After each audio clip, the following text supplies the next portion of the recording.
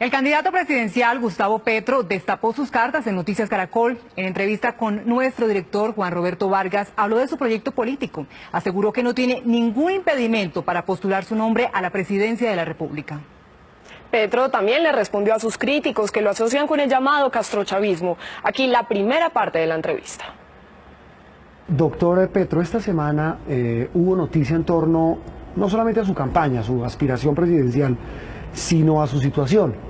Y vino nada más y nada menos que de la Comisión Interamericana de Derechos Humanos, que emitió una serie de recomendaciones a las autoridades colombianas hablando sobre las sanciones que pesan en su contra, las sanciones disciplinarias, la inhabilidad que le fue impuesta por la Procuraduría. Traduzcámosle a los colombianos ese concepto de esa comisión. ¿Qué significa para su futuro político? Bueno, para mi futuro político está relativamente resuelto por decisiones judiciales colombianas, internas. Antes de esas recomendaciones. Antes de la CIDH yo no estoy inhabilitado, con o sin esas medidas, no lo estoy.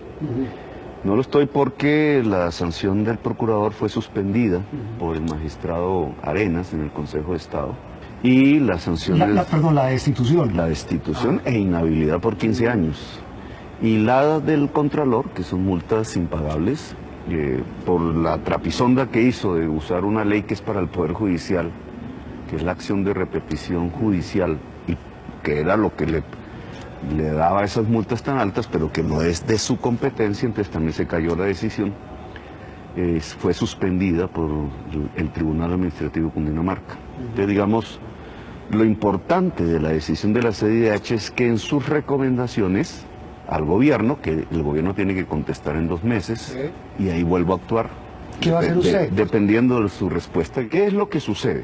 Los derechos políticos son elegir y ser elegido, se restringe por mayoría de edad, como lo hacemos nosotros, por nacionalidad, como lo hacemos nosotros, y dice, no se le pueden quitar los derechos políticos a ningún ciudadano o ciudadana, sino por sentencia judicial penal, es decir, porque cometió un delito. Porque fue condenado por un juez. Lo condenó. Eso en Colombia no se ha aplicado. Lo que la CIDH llama al gobierno colombiano es a restituir la democracia. Porque esto es de la esencia de la democracia, que es donde debemos hilar más delgado. Si una autoridad administrativa, que depende de la política, que puede variar en un país, tiene la capacidad de quitarle derechos políticos a un ciudadano, autoridad administrativa, eso es una dictadura. Eso no es una democracia. Si el gobierno no acoge esas recomendaciones, ¿qué pasa en su campaña y qué efectos podría tener a nivel internacional ya en la Corte Interamericana? En mi campaña nada, porque yo no tengo ningún problema ni para ser candidato, ni para posesionarme si soy elegido, etc. El tema es que Colombia perdería en capacidad democrática. Si el gobierno no responde adecuadamente, se iniciaría un proceso en la Corte Interamericana de Derechos Humanos. Ya sería un proceso formal. Que fallaría, sí, un proceso formal. Contra el Estado colombiano. Que ya tiene unos antecedentes, la sentencia de Leopoldo López. Exactamente lo mismo que me ocurrió a mí, le ocurrió al señor Leopoldo López en Venezuela siendo alcalde. ¿Cierto? Un contralor le puso una multa y usaron esa multa para impedirle después unas elecciones. Y no fue candidato. Pero esto lo pongo porque, claro, la CIDH dijo, el señor Leopoldo López tiene que tener sus derechos políticos porque un contralor, autoridad administrativa, no puede destituir un funcionario elegido. Debería ser con la misma vara. Bueno, doctor Petro, usted toca el tema de Venezuela y ya vamos a entrar a hablar de política. El uribismo, el expresidente Uribe y muchas personas en Colombia han dicho que la eventual llegada suya al poder implicaría la llegada del castrochavismo venezolano, el modelo de Venezuela, a Colombia. ¿Eso sería así? Sí, era lo mismo que decían con Gaitán, ¿no? Si usted repasa ahí la historia, para asustar, digamos, al electorado, que cada vez creía más en Gaitán, entonces decían que Gaitán era comunista. Eso le fracasó, pero terminaron fue matando a Gaitán. Esos son miedos que se intentan crear y esos miedos tienen un objetivo político, que no se produzca un cambio en Colombia. Es decir, que los que han gobernado este país ya 2 siglos, hereditariamente incluso, con apellidos que se repiten, puedan seguir gobernando. en una situación tal, en este momento en que estos linajes, estas roscas políticas, ya son incapaces de gobernar. Y hay la paradoja y la gran contradicción. Chávez, digamos, hizo una promesa a su sociedad, digamos, una distribución social de la renta petrolera, que es de lo que viven los venezolanos. El pueblo votó por él varias veces, pero la promesa quedó incumplida. ¿En qué sentido? En que realmente no se puede construir una equidad social, una justicia social, en una economía que solo extrae petróleo, en una economía extractivista. Es el mismo Uribe, un poco antes Pastrana realmente, que es el que crea el Código Minero Nuevo, el que nos rige. Pero Uribe en sus 8 años y Santos en sus 8 años, son ya 20 años de un modelo que se parece al de Venezuela. Porque nos condujeron, mataron la economía del café, mataron nuestra agricultura de alimentos, nuestra balbuceante industria se vino a menos y se dedicó el país a extraer de huecos carbón y petróleo, lo mismo. Es decir, si le entiendo, lo interrumpo, doctor Petro, los que tanto critican el modelo chavista, dice usted en Colombia, son los que están haciendo dice usted. Nosotros aquí vemos estupefactos y que no hay comida ya, ¿cierto? Es que toda la comida en Venezuela la importan, no la producen, la importan. Veamos aquí cuántos alimentos importamos nosotros. 13 millones de toneladas al año, cuando nosotros los producíamos.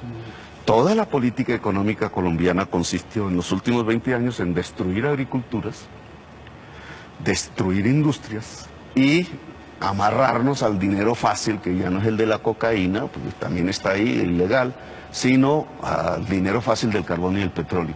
Y eso es lo que ha producido esta catarsis de corrupción. ¿Venezuela es corrupta? Sí, Colombia también.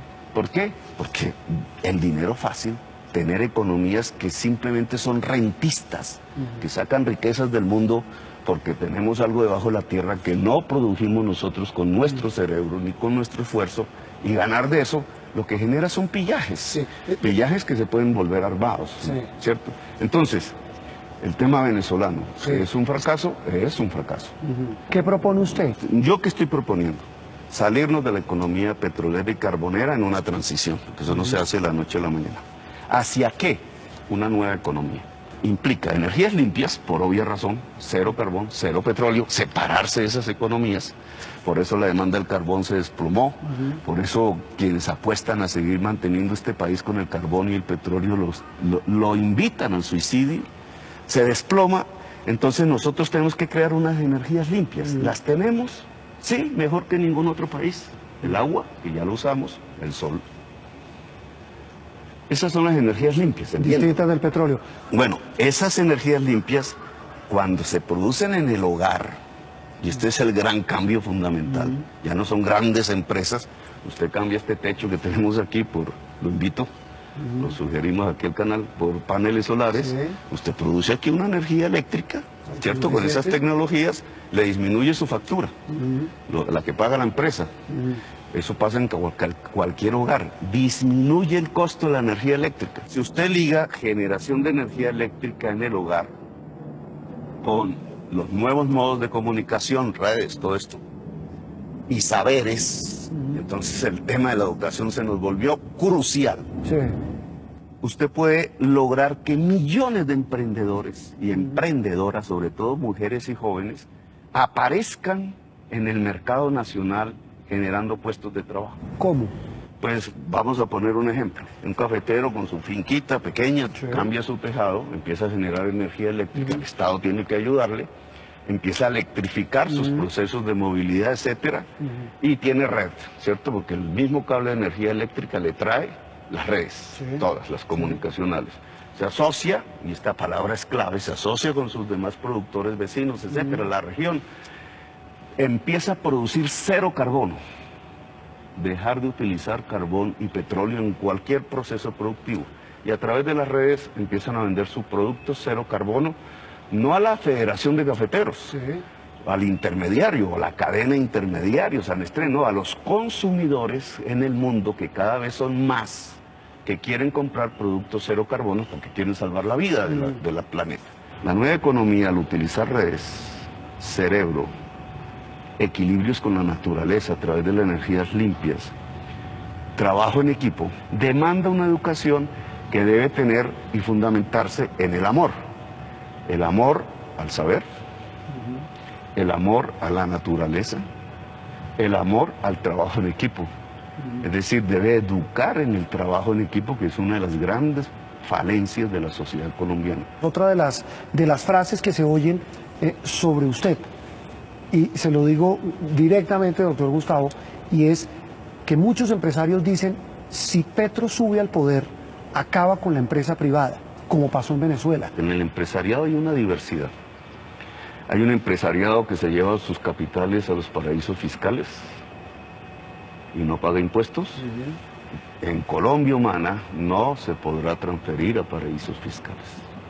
Y obviamente esos empresarios no serán muy amigos míos. ¿Qué empresarios van a ser amigos? Bueno, veamos, pero esos son unos empresarios, no son todos, y son los más poderosos los que hacen ese tipo de jugadas. Los empresarios que se llaman así, grandes poseedores de tierra, ¿serán amigos nuestros?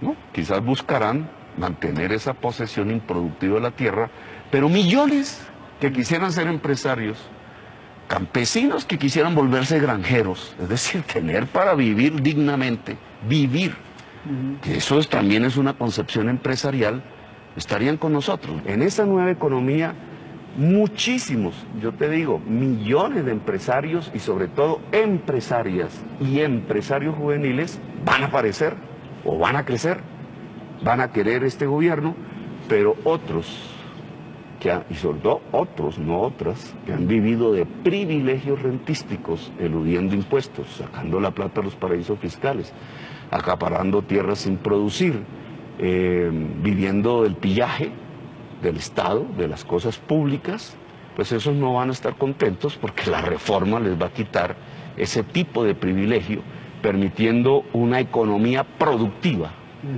afincada en el saber y en los valores de la creación y la libertad humana. No va a haber estatización en su gobierno. Pero sí empoderamiento público.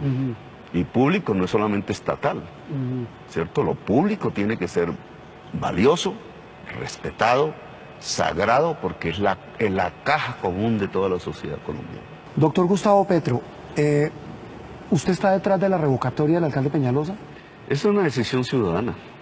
Pero usted está detrás de eso. No, o su gente, son 500, sus seguidores. 500.000 firmas, ¿cierto? Es lo que dice la registraduría, de 700.000. ¿Recogidas por gente que lo apoya a usted? No, incluso por rivales míos. ¿Quiénes? Pues Robledo, no es candidato presidencial en otra línea. Pero ya vamos a hablar de Robledo con el tema de coaliciones. Germán Navas y mucha gente que no tiene nada que ver conmigo. Y yo mismo ni siquiera he firmado. Algunos analistas políticos dicen, doctor Petro, que el futuro de esa revocatoria es el trampolín de su campaña presidencial, el éxito o el fracaso. Al contrario, mire, entre más dure Peñalosa gobernando, con todo el respeto, más me beneficio yo. ¿Por qué? Porque él lo está haciendo de tal manera que prácticamente nos está dando la razón.